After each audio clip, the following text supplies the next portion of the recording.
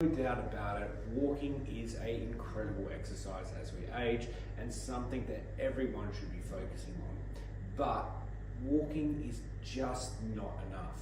As we know, after the age of 30, our muscle mass reduces by 3 to 8% every 10 years. So it is super important for us to maintain that strength because that is key to keeping us functional and independent in the community. What we do know is the first things or first signs of difficulty is when we're required to use our hands to get out of a chair, or we've got difficulty going over steps. The problem with that is that we start to avoid certain activities, which just compounds that cycle of deterioration over time. So when you start feeling that you're having difficulties getting up out of a chair, you're having difficulties, say, getting off the ground, that is the time to double down on these things, improve your strength so that you're able to thrive as you age. The exercises do not need to be complex. You don't need to go to the gym. You can just use your body weight if you need to help prevent some of this deterioration. But let's look at a couple of exercises now that you can incorporate into your everyday life to improve your strength, maintain your function, and live independently. The first exercise is a sit and stand. What we're wanting to do is to use no hands. If you have to provide a little bit of support, that's okay. If you're having to provide a lot of support, what that means is that height is too difficult for you. So what we do in that situation is we raise the surface.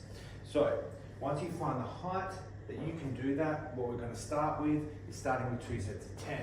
What you're going to want to do is to build those reps up to 2 sets of 25 over time. Once you're at 25, then we're looking at reducing that height. In an optimal situation, we need you to be able to do 2 sets of 25 off of the height of your dining chair.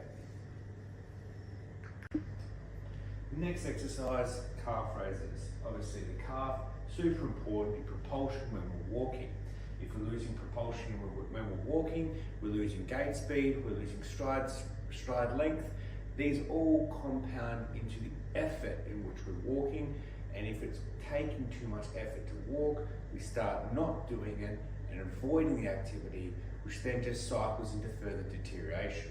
So initially, you might start with 2 feet, again, wanting to build up to 20 to 30 reps. If you're at 20 or 30 reps, we then want you to do calf raises with one leg. If that's still too difficult and you can't transition from 2 feet to 1, I'm happy for you to put your other foot on the ground and do a little bit more of an active assisted calf raise.